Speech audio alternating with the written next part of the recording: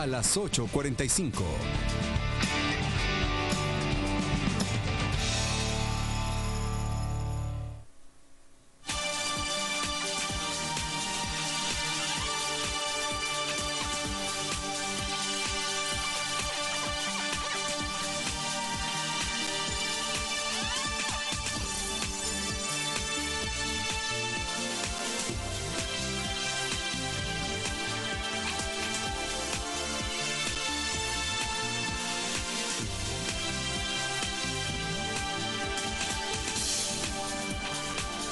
Hola, ¿qué tal? Muy buenas noches, bienvenidos a las 8:45. Mi nombre es Michelle Mendoza y como siempre es un placer darles a conocer qué es lo que sucede en Guatemala y el mundo, donde estamos a 22 de noviembre y tenemos variaciones en el clima. Esté pendiente porque estaremos hablando sobre la situación de los magistrados a la Corte Suprema de Justicia, tomarán o no posesión al cargo, qué preparativos habrá, por favor. Acompáñenos durante estos 45 minutos. Sin más preámbulos, pasamos a los titulares. Azúcar de Guatemala presenta los titulares. El próximo lunes, los magistrados electos a Corte Suprema de Justicia y salas de apelaciones deben asumir cargo para los próximos 5 años. Reciben en medio de crisis financiera.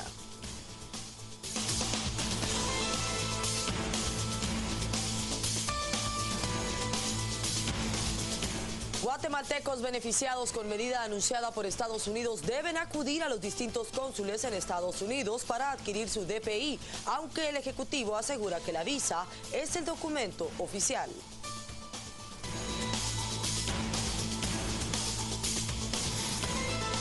A un mes que llegue la Navidad, los productos ya sufren un alza considerable. Vendedores no descartan que en primera semana de diciembre aumente aún más.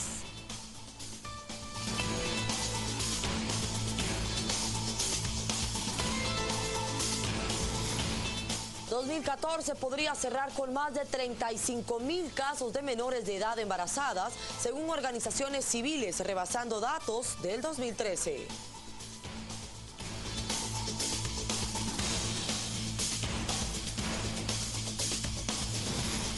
En el mundo, Estados Unidos aumenta ayuda a afectados en Siria y también presencia en la guerra de Afganistán.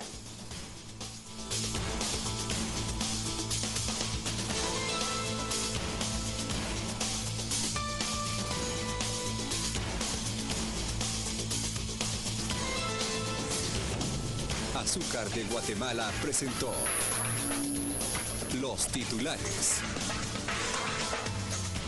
Y bien, iniciamos con la información. Hay tensión en Panajachel, Sololá. Al parecer, 3 hombres trataron de robarle los productos a un niño que vendía en una calle de Panajachel, y estos fueron detenidos por agentes de la Policía Nacional Civil, aunque la gente los señala de intentar robar al menor. Los detenidos viajaban en un vehículo y fueron copados por la PNC. El copiloto del carro intentó huir y en esto atropelló a 7 personas, quienes fueron trasladadas con varias heridas al Hospital Nacional de Sololá, en donde una de ellas lamentablemente falleció. Por lo sucedido, los pobladores enardecidos exigen la liberación de estos detenidos para lincharlos. Esto ha provocado enfrentamiento con elementos de seguridad. Agentes antidisturbios buscan dispersarlos lanzando bombas lacrimógenas, pero no han podido lograrlo. Los pobladores quemaron el vehículo donde viajaban los supuestos asaltantes. Hay que hablar sobre otro departamento no menos importante. Se trata en Santa Rosa, en donde pobladores de los municipios de Nueva Santa Rosa y Casillas, en este departamento, mantuvieron retenidos por 4 horas a unos 40 jóvenes turistas. Todo se originó en una confusión de pobladores que creía que estos eran trabajadores de la mina San Rafael de las Flores. Esto generó que los vecinos se agruparan y los retuvieran. La Policía Nacional Civil confirma que estos turistas fueron liberados, esto tras la mediación con el alcalde de Casillas. Cuerpos de socorro acudieron al lugar y no constaron agresiones en contra de estos turistas, entre guatemaltecos y extranjeros que participaban en un rally en el sector. Estos jóvenes que llegaron al lugar a bordo de 20 vehículos tipo pick-up fueron escoltados por las fuerzas de seguridad para que salieran del sector donde se dio este conflicto. Cambiamos de tema. La Fiscalía contra el Narcotráfico logró la captura de Eduardo Cheguen Sagastume, alias Cheguen, quien supuestamente pertenecía al brazo armado de los Zetas. Este instaló su propia célula que se dedicaba al narcotráfico, a la extorsión y al sicariato en Chiquimula. El Ministerio Público ha capturado a Eduardo Cheguen Sagastume, alias Cheguen, quien según las investigaciones perteneció al brazo armado de los Zetas. Luego se separa de esta estructura e inicia a operar por su cuenta. Era el señor Eduardo Cheguen Sagastume, conocido como el Cheguen. El segundo al mando, Marvin Reginaldo Aguilar Chacón, conocido como el Guanaco. Esta estructura criminal se dedicaba al narcotráfico, préstamo de dinero en efectivo, son propietarios de varios inmuebles, así también varias líneas de microbuses en la cabecera departamental de Chiquimula, utilizando a los pilotos de los buses para obtener información de interés a la estructura. Se empezó a dedicar a las actividades de narcotráfico, extorsión y sicariato, que operaba en la cabecera departamental de Chiquimula. El señor Marvin Reginaldo Aguilar Chacón. Es de resaltar que el señor Marvin Aguilardo Chacón, quien era el segundo al mando de la estructura, fue detenido el día 20 de octubre del año 2011, la ruta al Atlántico, en el momento en que con otros miembros de la estructura criminal trasegaban 22 paquetes conteniendo cocaína.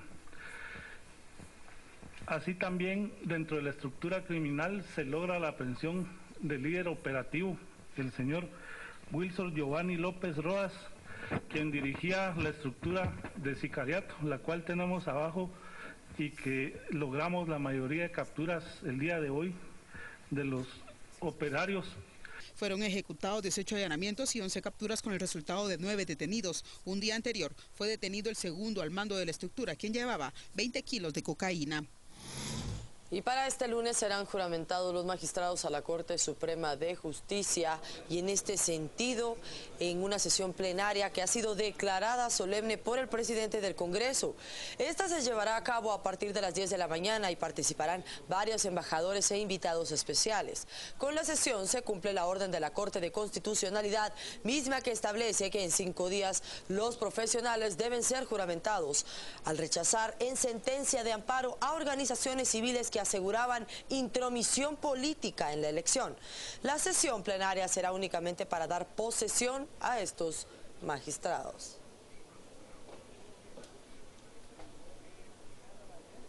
Seguimos hablando sobre este tema. Los magistrados electos a la Corte Suprema de Justicia ya tienen una agenda muy apretada para este primer día de actividades. Según la gerencia del organismo judicial, el lunes se debe elegir al presidente y establecer la integración del resto de las cámaras. Convocándolos a las 10 de la mañana acá en la sala presidencial para que se dirijan al Congreso de la República. En el Congreso de la República van a ser juramentados. Posteriormente retornan acá al Pleno de la Corte, en donde la Corte que hoy se retira les hace entrega formal de los cargos. Al hacer entrega formal de los cargos, entonces ya se procede a la primera reunión administrativa entre los nuevos magistrados. En esta reunión, básicamente, el primer punto que tienen que ver es el de la elección formal del presidente. Siendo electo el primer presidente del periodo que viene, se trasladan de nuevo al Congreso de la República. Allí va a ser juramentado el nuevo presidente.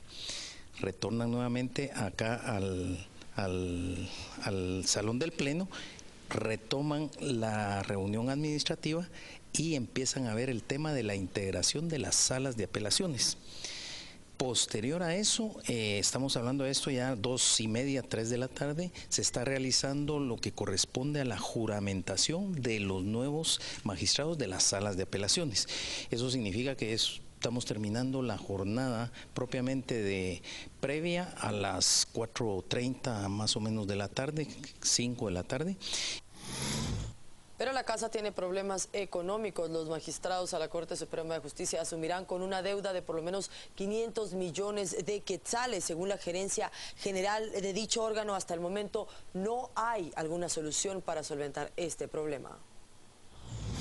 Una Corte Suprema de Justicia en cifras rojas recibirán la nueva magistratura. Según el gerente general de la Corte Suprema de Justicia y organismo judicial, se tiene una deuda de más de 500 millones de quetzales entre sueldos, aguinaldos y bonificaciones. No, ese punto crítico yo creo que estamos entrando a finales de la otra semana. Fundamentalmente consiste en lo que es la nómina del mes de noviembre para los trabajadores y funcionarios, que son 10.000 trabajadores. Estamos hablando adicionalmente que 5 días después, más o menos el 5 de diciembre, la meta también de acuerdo el plazo para pagar lo que corresponde a la primera parte del aguinaldo, y desde luego no tenemos mayor recurso en este momento.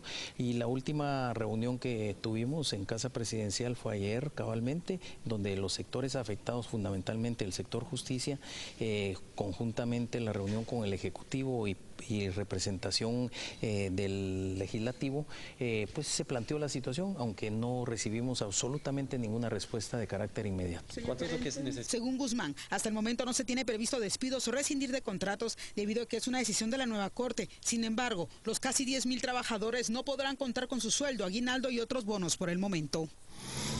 Y quienes también tienen bastantes problemas económicos es en el organismo judicial. Resulta que no se le ha podido pagar el tiempo a por lo menos 160 trabajadores de este órgano porque no hay 80 millones de quetzales, que sería el total de esta liquidación. El gerente general de este órgano asegura que quienes esperan por su tiempo son magistrados de salas, jueces y otros trabajadores que ya se retiraron de sus puestos. Los 160 expedientes están detenidos hasta nueva orden o hasta poder por lo menos tener con qué pagarles las prestaciones por sus servicios. Y bien, con esto damos por finalizado nuestro primer bloque. Los invito a no moverse porque al volver de esta pausa tenemos más información para ustedes.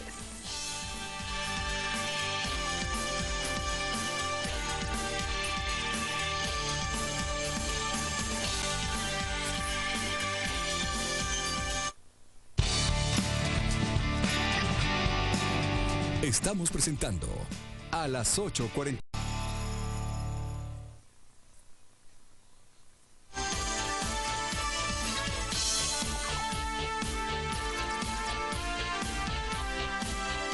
Muchísimas gracias por continuar con nosotros. Seguimos con más información y ahora tenemos que hablar sobre un segmento especial que nuestra compañera Carolina Quiñones prepara semana con semana. Adelante, Carol. Estamos listos para escuchar 3 preguntas A. Qué gusto saludarte, qué gusto saludarle a usted también. Bienvenido al segmento 3 Preguntas A. Recuerde que tomamos uno de los temas más relevantes de la semana y entrevistamos a un experto o a un implicado para que nos amplíe un poco más el panorama.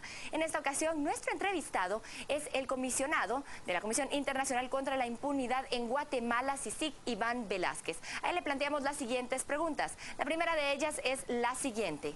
¿Qué acción inmediata tendremos por parte de CICIG para luchar contra la impunidad reinante en el país? Esta fue su respuesta. Aparte del que tradicionalmente viene adelantando la Comisión en el tema de investigaciones para desestructurar el crimen organizado, tenemos ahora un proyecto de la creación de un gran diálogo nacional sobre reformas al sistema de justicia. Se trata de una convocatoria amplia que hacemos a todos los sectores de la sociedad guatemalteca y a los sectores del Estado que tienen relación precisamente con el sistema de justicia, para que se sienten a reflexionar, a discutir sobre cuáles son los elementos mínimos de transformación que requiere el país hacia la construcción de un sistema de justicia que sea verdaderamente fuerte en la lucha contra la impunidad. Esto supone muchos aspectos que se tendrían que abordar, pero que el próximo 26 de noviembre a las 10 de la mañana en el Camino Real presentaremos cuando hagamos el lanzamiento formal de este proyecto. Sabemos que se están viviendo distintos problemas en el país, un diálogo nacional, algo muy interesante. Hablemos sobre ello. ¿Qué metodología se utilizará en el diálogo nacional? Conformaremos 3 mesas de discusión o 3 mesas de diálogo. Una que está relacionada con las carreras profesionales, para que se ocupen de la carrera judicial, de la carrera del Ministerio Público, la carrera defensorial, la Defensoría Pública Penal, de la carrera penitenciaria, la carrera policial. Y un tema muy importante que se consideraría en esa misma mesa, es nuestra propuesta, y es relacionado con la enseñanza del derecho. Creemos que es urgente que el país también reflexione acerca de la calidad de los contenidos, de la filosofía que hay alrededor de la enseñanza del derecho. En una segunda mesa, los obstáculos, tanto legales como prácticos, en la persecución e investigación penal. Examinar el tema de la ley de antejuicios, de la ley de amparos, ver de problemas prácticos como el litigio malicioso. Podría ser la oportunidad también para examinar dentro de esta misma mesa el tema de la estructura del órgano judicial en el país, y una tercera mesa en la que se tratará del acceso a la justicia y la multiculturalidad. Consideramos que no se podría examinar de manera integral el sistema de justicia si no se examina también este punto que ha sido planteado desde los acuerdos de paz, pero que no se le ha dado un verdadero desarrollo.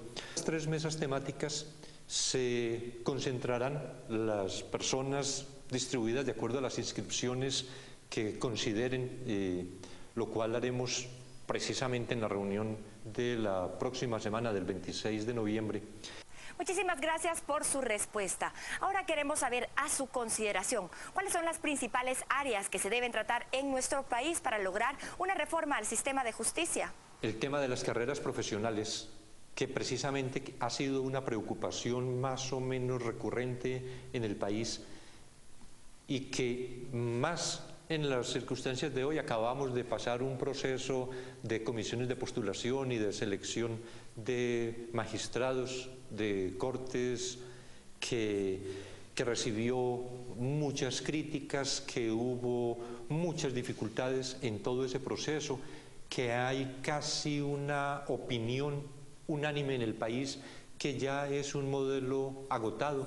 Yo creo que esta es una oportunidad para reflexionar también sobre aspectos como estos, pero con un propósito: que lo que se obtenga como producto concreto de proyecto de reforma, no discursos, no formulaciones de aspiraciones, proyectos concretos de reformas, puedan ser tramitadas también prontamente, ojalá en el mismo año próximo, de manera que no ocurra como se ha presentado en el país, que cada 5 años con nuevos procesos es otra vez la discusión.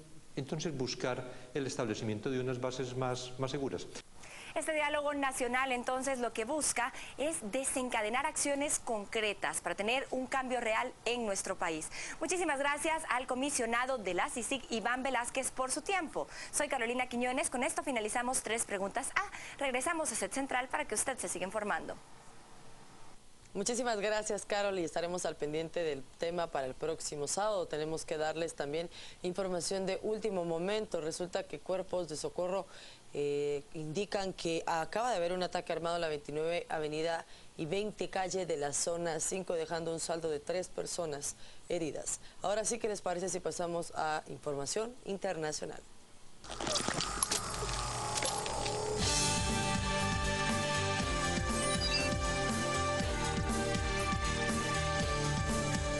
Iniciamos la información con Estados Unidos. El vicepresidente Joe Biden anunció hoy cerca de 135 millones de dólares, todo esto en ayuda humanitaria para alimentar a los civiles afectados por la guerra de Siria. De visita en Estambul, Joe Biden dijo que el dinero aumentará la cantidad de ayuda que Estados Unidos ha aportado a más de 3.000 millones de dólares desde que estalló la crisis en Siria. Mientras tanto, unas 300 personas protestaron por su visita a Turquía, en la capital turca, coreando: Biden, fuera de aquí, este país es nuestro. Las manifestaciones suceden en el área europea de Estambul y mientras Biden se dirigía a una reunión con el mandatario turco Recep Tayyip Erdogan en la zona asiática de la ciudad. Biden no vio la protesta que fue organizada por la Asociación de la Juventud de Turquía, el mismo grupo que agredió a 3 marineros de la Armada estadounidense hace una semana en la capital. Los manifestantes arrojaron pintura roja a los marineros, que no resultaron heridos. Los 3 formaban parte de una flotilla de destructor Ross armado con misiles teledirigidos y que atracó en una ensenada del estrecho de Estambul, en el Mar Negro. La nueva ayuda que Biden describió en una conferencia de prensa ayudará a alimentar a personas vulnerables que siguen en Siria y a refugiados sirios que se encuentran en Turquía y en otros países vecinos. Turquía ahora albergará a cerca de 1.6 millones de refugiados sirios. Más de 190.000 sirios de Kobani, un poblado cerca de la frontera, huyeron a Turquía en meses recientes. Ante los constantes sismos registrados en el territorio guatemalteco, según experto, al momento de construir una vivienda se debe tomar en cuenta algunos aspectos, como el área de ubicación. Es lo que normalmente se utiliza en las edificaciones actuales, ¿verdad? Vamos a cambiar de información. 40 personas han muerto por un brote de peste, esto en Madagascar, y se han confirmado por lo menos 119 casos de la enfermedad bacteriana en esta isla africana desde agosto. 2 personas se contagiaron del padecimiento y una más falleció en la capital, Antananarivo. La Organización Mundial de la Salud teme que el brote de peste se propague rápidamente por la ciudad más grande y más densamente poblada de Madagascar, algo que se agrava debido al deficiente sistema de salud del país. La OMS indica que una fuerza especial ha sido asignada a nivel nacional para hacerse cargo del brote en un proyecto que ha alcanzado los $200.000. La organización internacional agregó que se trabaja con la Cruz Roja y también autoridades de salud de Madagascar para controlar la enfermedad. La peste es un padecimiento transmitido por pulgas, por lo general provenientes de roedores. Los humanos suelen infectarse al ser picados por estas pulgas, lo que causa inflamación de los ganglios linfáticos y en muchas ocasiones neumonía.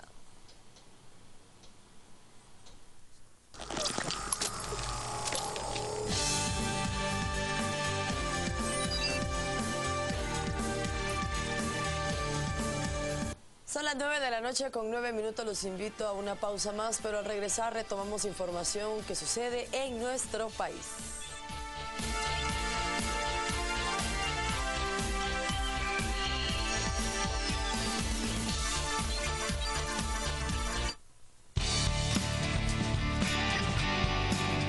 Estamos presentando a las 8:45.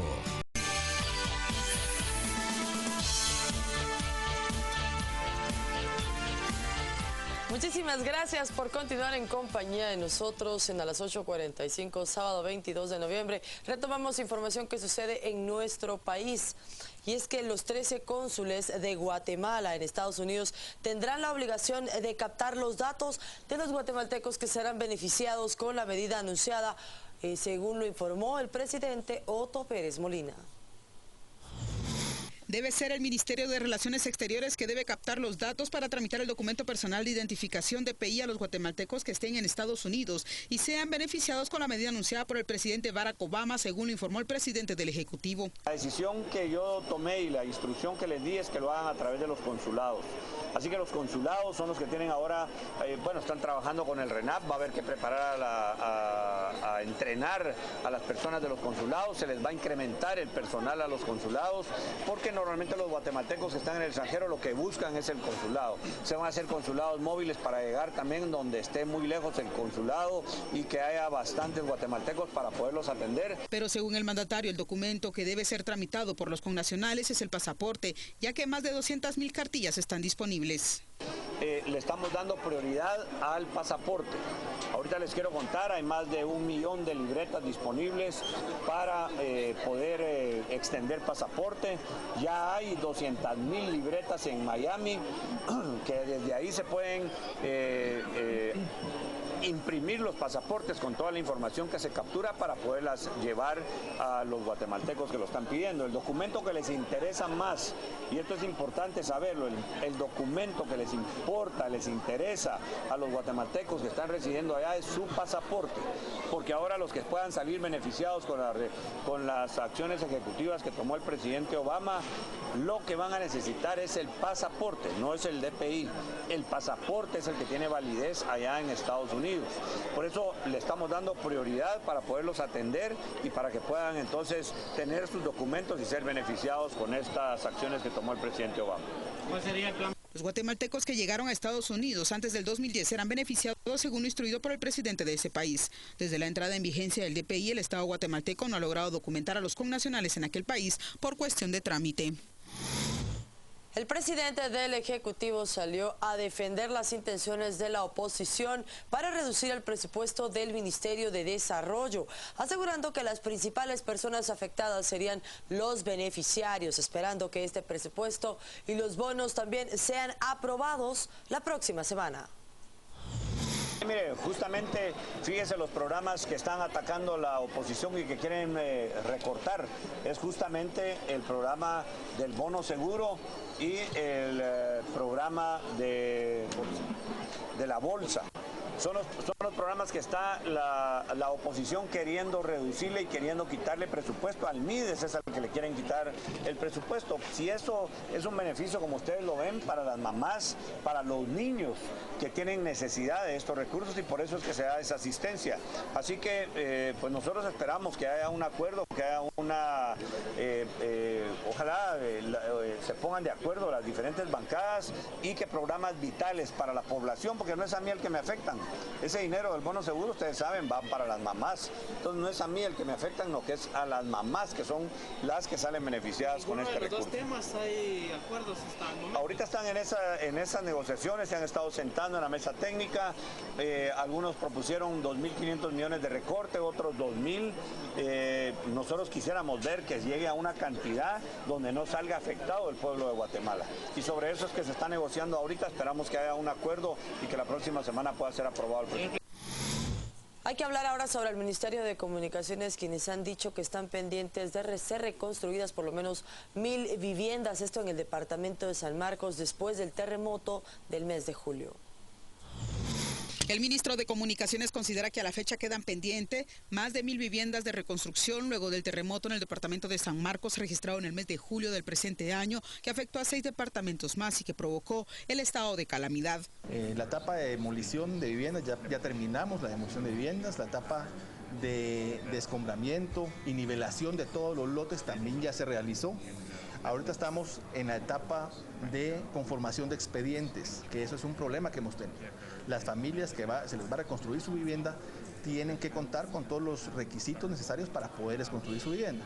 Y estos son básicamente, primero que nada, pues un estudio socioeconómico, que la persona pues necesite efectivamente la vivienda, que los recursos que ellos tienen ingresos no sean mayor a 8.000 quetzales al mes para poderles construir su vivienda, y sobre todo que el terreno sea de ellos, ¿verdad? Hay personas que lamentablemente no tienen la legalidad de su propiedad.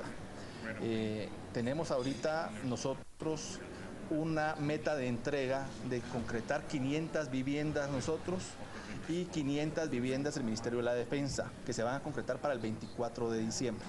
Ayer pactamos la fecha, así que estamos trabajando a toda velocidad, muy preocupados porque esta velocidad en la que se están llenando los expedientes, la verdad no es tan rápida como ya empezó a hacer la reconstrucción en sí. La primera etapa, que fue de traslado de materiales y colocación de las bodegas, pues obviamente lleva su tiempo porque no se puede construir de la noche a la mañana tanta vivienda. Pero esa es nuestra meta principalmente y pensamos en mayo del otro año ir terminando la reconstrucción completa. El funcionario indicó que la cartera de Comunicaciones junto al Ministerio de Defensa están a cargo de la reconstrucción. El movimiento telúrico de 6.4 grados Richter fue sensible en la madrugada del 7 de julio en Guatemala y en algunas zonas fronterizas con México, mientras que el 7 de noviembre del 2012 un terremoto de 7.1 grados Richter afectó al suroccidente de Guatemala. Según las autoridades, el costo total de la reconstrucción sería unos 111 millones de quetzales. Según los expertos en construcciones de viviendas, las personas que buscan construir su casa deben tomar en cuenta no solo el área por la seguridad y cercanía de servicios, sino también el listado, la sensibilidad al momento de un sismo. Ante los constantes sismos registrados en el territorio guatemalteco, según experto, al momento de construir una vivienda se debe tomar en cuenta algunos aspectos, como el área de ubicación. Es lo que normalmente se utiliza en las edificaciones actuales, ¿verdad? ¿Adobe se descarta? Adobe yo no lo recomiendo definitivamente. Definitivamente. Ningún otro tipo de construcción. Se utilizan algunos ladrillos que producen algunas empresas en Guatemala que son seguros también, ¿verdad? Las viviendas en el interior del país son las que más registran daños, según experto, debido a que tienen mayor impacto del sismo. Para evitar que se haga la construcción a discreción de la persona que va a hacer su casa, habría menos riesgo. Hoy día el riesgo es latente. A la hora de un terremoto fuerte, muchas de las viviendas podrían colapsar definitivamente, ¿verdad? Además, recomienda a las personas en el interior buscar asesoría en la hora de construir una vivienda para evitar tragedias. Y bien, con esto damos por finalizado un bloque más de noticias. Vamos a una pausa y al volver más información para ustedes.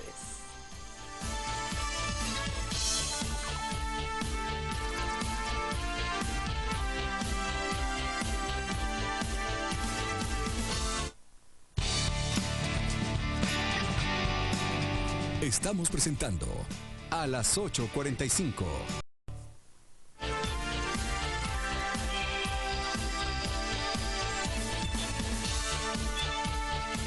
Gracias por continuar con nosotros. Seguimos con más información. Situación alarmante. Organizaciones que velan por los derechos de las niñas temen que este 2014 cierre con unas altas cifras de embarazos en menores de edad. Consideran que podría superar por lo menos los 35,000 casos. Las organizaciones de derechos humanos y reproductivos aseguran estar preocupados por el incremento en embarazos en menores de edad. Según las instituciones, en lo que va del año van más de 29,000 casos de menores embarazadas y la mayoría de estos embarazos es producto de violaciones sexuales. Sí, realmente es por falta de voluntad política de ellas y de ellos, ¿verdad? Vemos que para el Ministerio de Salud el poner la educación integral en sexualidad en los establecimientos públicos y privados no es su prioridad, ¿verdad? En cuanto al Ministerio de Salud, sí ha dado pequeños avances que son significativos. La entrevista añadió que tienen previsto que para fin de año la cifra se incremente aún más, llegando casi a los 35,000 casos de embarazos en menores de 12 a 18 años. En el departamento de Alta Verapaz, Huehuetenango y San Marcos, e incluyendo el área metropolitana. A comparación, el año pasado se registraban 25,000 embarazos. Hasta este año van alrededor de 29,135 embarazos. Y vemos que es un incremento que ahí sí que de la noche a la mañana pues se dio en estos departamentos. Que la primera causa del embarazo en adolescentes viene siendo por parte de un familiar, ¿verdad? Y también por la falta del acceso a servicios de salud y también a la educación.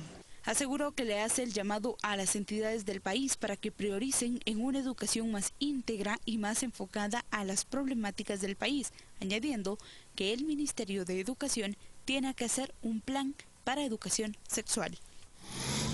9 de la noche con 27 minutos, cambiamos de información. A poco menos de un mes de celebrarse la Navidad, los precios de las frutas y verduras características de la época ya presentan un alza. Y además, al parecer, este sufrirá aún más aumento.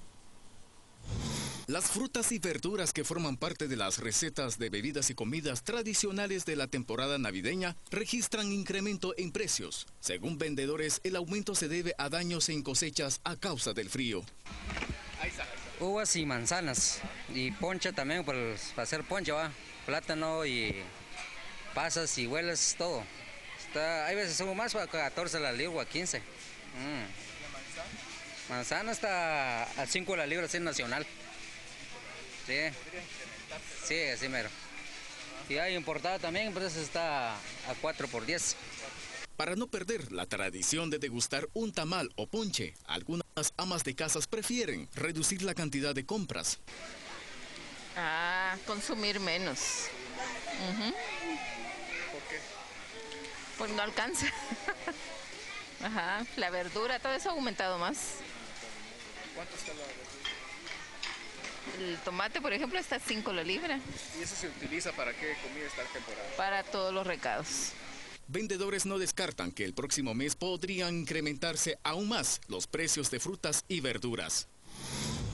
Cada 22 de noviembre se rinde un especial homenaje a cuantos han dedicado su vida a la creación y ejecución musical.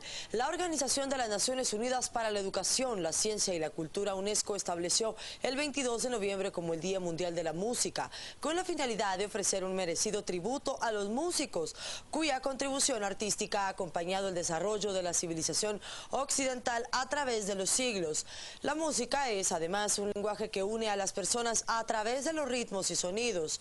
Es un medio de expresión único, capaz de trascender barreras culturales de otro modo infranqueable, porque apela a algo esencial: la sensibilidad, la facultad de sentir emoción. Y con esto damos por finalizada nuestra emisión de noticias. Los invito a estar pendientes. Mañana a las 8:45 los mejores columnistas de este país hablarán con usted sobre los temas más relevantes de la semana. Y también le tenemos una mención especial. Recuerde que Contrapoder en esta edición habría presentado, en algunos lugares se habría agotado, pero no se preocupe porque efectivamente se mandaron a imprimir aún más revistas para que usted esté enterado sobre el tema principal de esta semana: cómo se roba en la Policía Nacional Civil. Mi nombre es Michelle Mendoza, muchísimas gracias. Feliz noche.